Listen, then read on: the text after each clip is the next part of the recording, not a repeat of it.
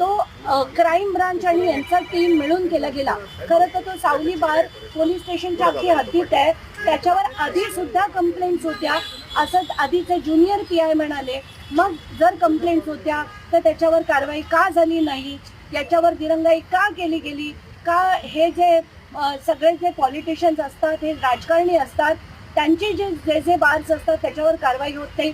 आत्ताच्या घटनेला इतरही ते 2 असेच बार्स चालतात त्याची देखील माहिती मी घेतली आहे. तिथे सुद्धा रेड करायला मी क्राईम डिपार्टमेंटला विनंती करणार आहे, त्यांना लेखी कंप्लेंट देणार आहे की रँडम चेक्स या सगळ्या गोष्टींवर झाले पाहिजेत.